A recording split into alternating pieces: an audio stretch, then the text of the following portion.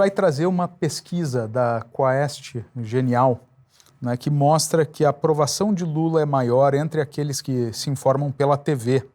Né? Então, vou pedir para a produção colocar o primeiro gráfico ali na tela e a gente vai comentá-lo.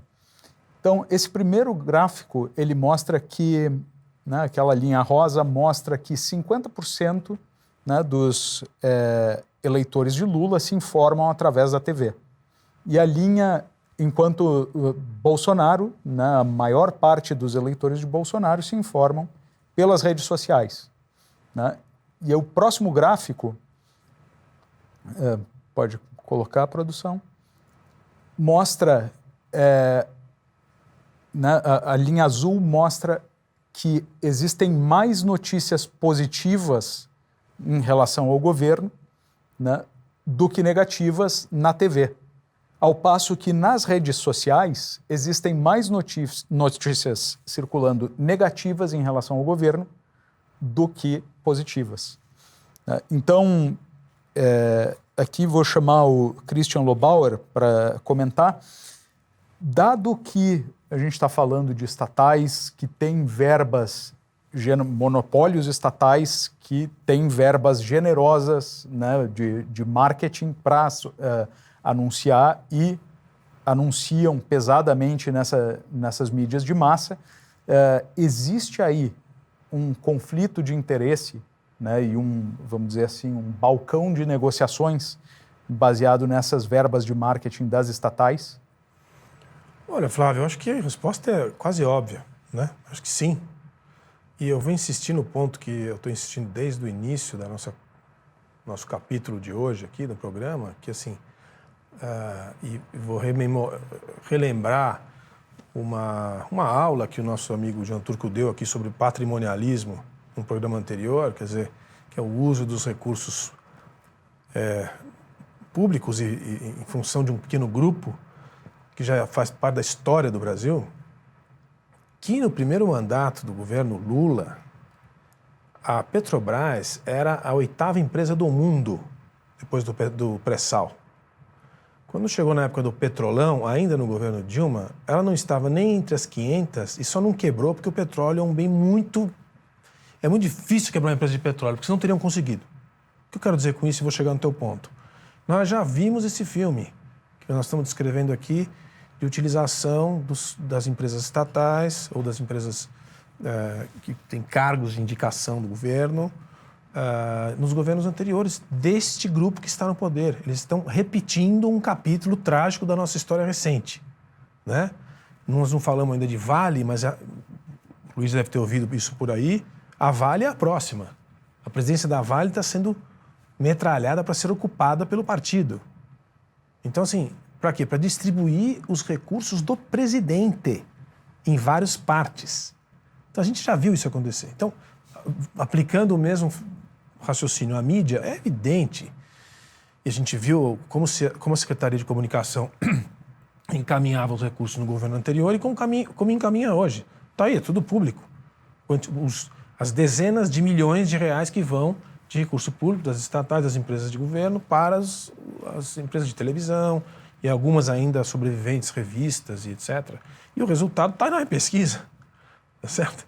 É direta a relação. Então, não me surpreende, só me deixa, assim, não sei se a palavra é preocupado, assim, onde que isso vai dar? Porque o cidadão cada vez tem mais dificuldade de identificar aquilo que é a realidade. E eu espero que as mídias sociais, que são muito mais difusas, muito mais difícil você saber nas mídias sociais quem é que está falando o quê, né, do que nos tradicionais canais de televisão e enfim, de mídia impressa. Então, eu não me surpreendo com os resultados da pesquisa, mas identifico uma relação direta, evidentemente, com os recursos públicos que são direcionados à televisão. E, Luiz, empresa estatal, monopólio estatal, tem que anunciar? Correio tem que anunciar que manda carta? Petrobras tem que anunciar que vende petróleo? Bom, eu acho que aí o caixa livre dessas empresas é que está em jogo, né? Porque você tem lá um Tribunal de Contas da União que tem todo o rigor de monitorar os gastos de praticamente todas as autarquias vinculadas ao poder público. No entanto, o caixa das estatais está mais livre. E esse pode ser usado para pagar advogado, pagar consultoria, pagar mídia, pagar uma série de serviços aí que estão não sobre o crivo de um olhar mais rigoroso de uso de recurso público. É claro que você está olhando ali no questão de uma empresa estatal, ela tem uma certa independência e autonomia. Mas eles estão buscando exatamente isso. O caixa que está livre, que não está sobre o monitoramento do poder público. É isso que eles estão buscando. Agora, para quê, a gente já sabe. Né? Poder, poder, poder. Comprar e nessa conquista de poder, quem sabe sobre alguma coisa no bolso daqueles que estão ajudando. Então, como pensa, o Lobato está certíssimo. Já vimos esse jogo, estamos jogando ele, é o 2.0, só que é um 2.0 sem lava-jato, é um 2.0 com uma série de regras que vieram para legalizar a corrupção e esse tipo de transferência. Então, temos um jogo 2.0 muito mais perigoso agora. E com um governo extremamente incompetente num cenário internacional altamente instável, né, com uma instabilidade muito grande que está afetando toda essa composição. E aí você associa isso, uma existência de um centrão corrupto, que se corrompe, que quer se corromper, e de um eleitorado comprável, então você tem uma tempestade perfeita, né, de criar uma ditadura com recurso da própria população. Né? Não só pelos impostos, mas através das estatais e dessas nomeações que neutraliza qualquer oposição do legislativo. Então, essa tempestade perfeita de criação de ditadura é que todo mundo está percebendo, todos aqueles que não assistem TV, que estão na rede social. E aí, mas é importante destacar aqui o que foi colocado, porque eu, por acaso, quando estudei ciência política, o jeito que foi apresentado os quadros ali, mostrando quais são os canais em que o governo tem mais aceitação, onde a sua imagem está mais bem projetada, e vemos que são as mídias tradicionais, as mídias pagas. E vemos as mídias das redes sociais, onde o ambiente é mais livre, onde é muito mais, onde há mais ruído de canais alternativos.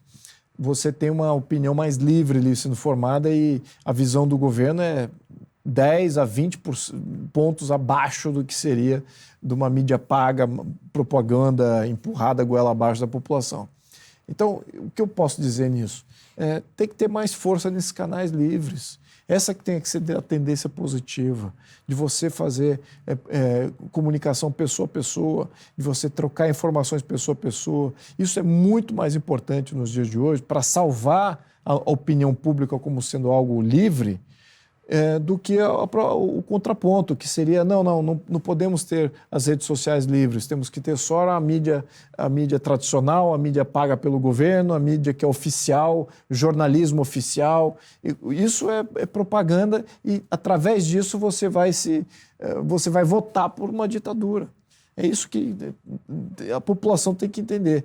Não pode cair nessa ideia de temos que controlar as redes sociais, porque é ali que está o inimigo. É assim que o ditador pensa.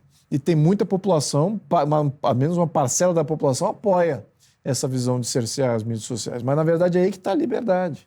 Né? O outro lado está totalmente comprado, cooptado. Não acho que a gente vai ter qualquer chance como uma sociedade livre se nós não tivermos canais de comunicação completamente independentes. É isso que eu acho. Os gráficos, os dados falam por si só, né?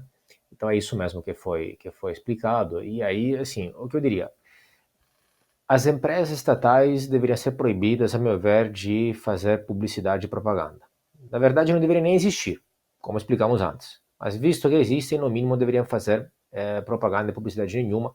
Em muitos casos, inclusive, são monopólios. E, na verdade, o que acaba sendo é um balcão de negócios, né? Paga e quem paga, compra. Esse é o ponto. Eles pagam alguns canais e aí os canais, obviamente, recebendo verba deles, falam bem deles. É isso que existe e é por isso que acontece. Tá? A história do controle, da tentativa do controle da comunicação e da comunicação de massa, obviamente, é muito antiga. E sempre se conseguiu fazer isso. No momento no qual surge uma nova tecnologia, Inicialmente ela é disruptiva, ela é difusa, dispersa, etc., e dá voz aos excluídos, etc. E depois, geralmente, o poder central, no caso o Estado, consegue colocar debaixo do próprio guarda-chuva e controlar. E é o que aconteceu com a TV de forma geral. Claro que há exceções, há algumas vozes livres, canais livres, etc. Mas é isso que os estados no mundo inteiro, onde mais, onde menos, tentam fazer, e alguns conseguem fazer melhor, outros conseguem fazer pior, porque há mais resistência por parte da população. Aí o que aconteceu nas últimas décadas assim, é o surgimento de internet e das mídias sociais, etc. Que no começo, vale lembrar, é bom assim, nos lembrar como era a internet, era totalmente livre, anárquica, era totalmente descentralizada, e ainda é em grande parte assim. Mas desde logo teve, no mundo inteiro, várias tentativas de controlar e regulamentar de forma política a internet e as mídias sociais, especialmente nos últimos anos. Por quê? Porque, obviamente, isso foge do controle. Com vozes dispersas, livres, de baixo para cima, espontâneas, todo mundo pode falar. E óbvio que neste todo mundo pode falar, todo mundo fala, existem pessoas que falam coisas erradas, existem mentiras, existem fake news, existe instigação ao ódio, a liberdade também inclui coisas negativas, mas é exatamente isso que é a liberdade, é você aprender a discernir e entender o que é informação de verdade e o que não. Agora, nas últimas décadas não teve essa tentativa.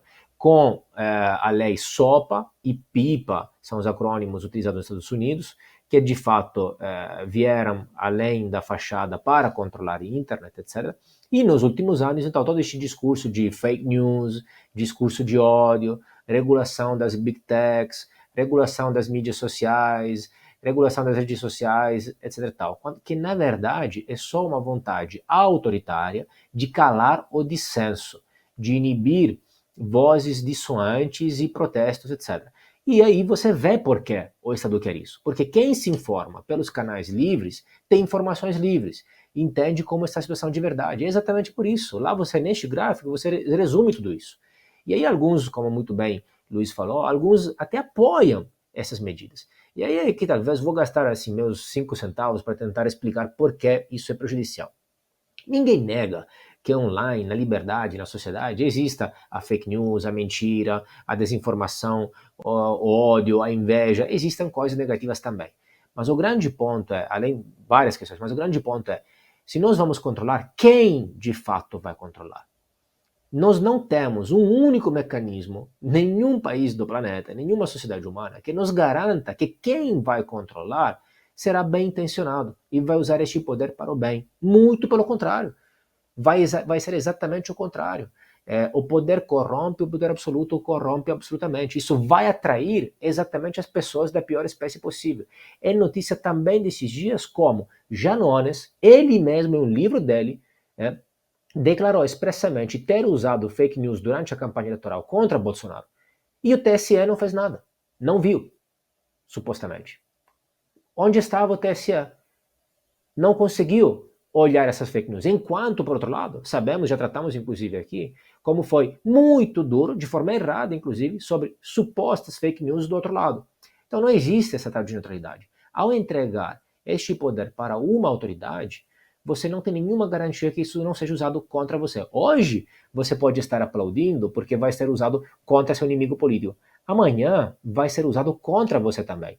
Então, em lugar deste controle estatal, político, centralizado, autoritário, nós temos que, como dizer assim, priorizar mecanismos de controle privados, espontâneos, difusos. Banalmente, o mecanismo atual do Twitter, X, ex-Twitter, dos comentários, são controles difusos da mesma comunidade, das pessoas que controlam cada comentário, as pessoas que colocam lá o contexto, se a notícia é falsa, se a notícia é incompleta, etc.